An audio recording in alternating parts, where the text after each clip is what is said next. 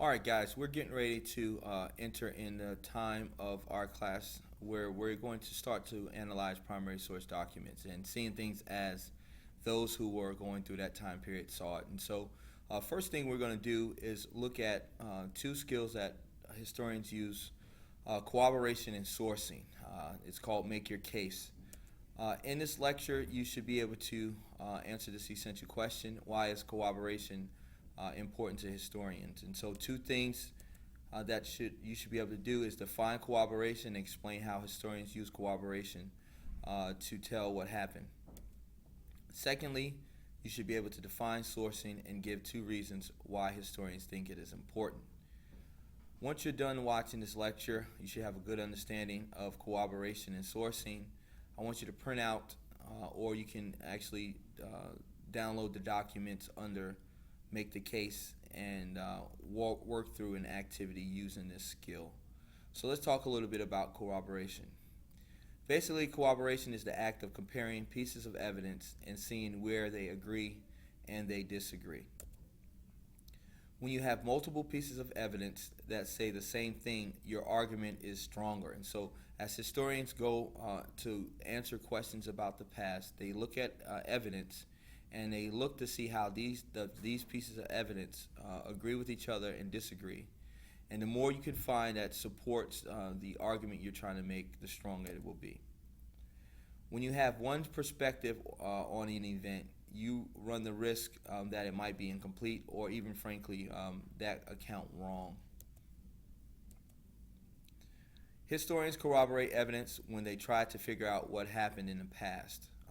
We also talked about, in our historical thinking habits was a cause and effect, and this is when a corroboration comes into play a lot.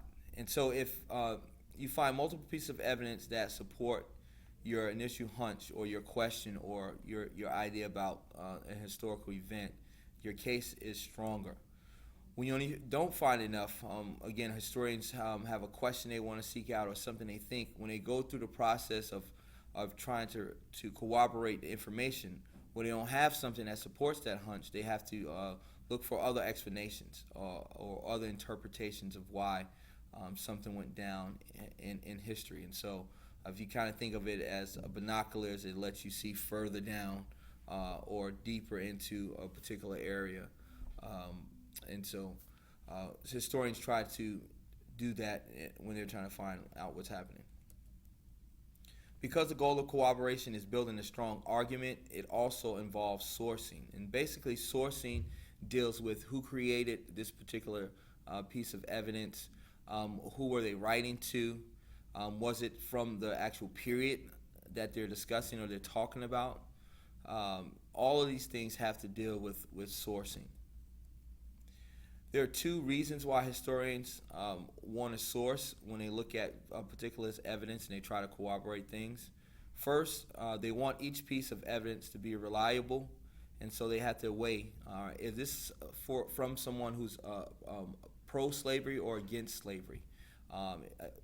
Is their viewpoint this way because they have something to gain from this? And in particular, if you think about a government official who's lobbying for certain types of taxes, etc.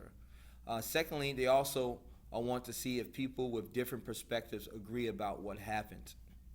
We're going to take a look later at the incident in Lexington Concord in class and see how multiple perspectives, even though they disagree, we can learn a lot from them and figure out actually what happened.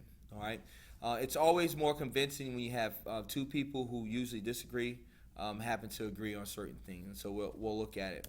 And I'll just give you a brief overview of the Lexington and Concord battle.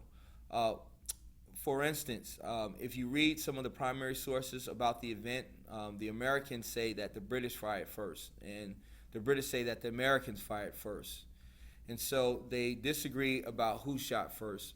But when we look at these particular primary sources, we do see that one of the things they do agree that the Americans stood their ground. And so we'll look in greater details, and we'll let you come to a conclusion and see what's actually can be corroborated in the evidence that presented on Lexington and Concord. So make sure you print out, make your case, do the activity, bring it to class, and be ready with your questions and also to share your input.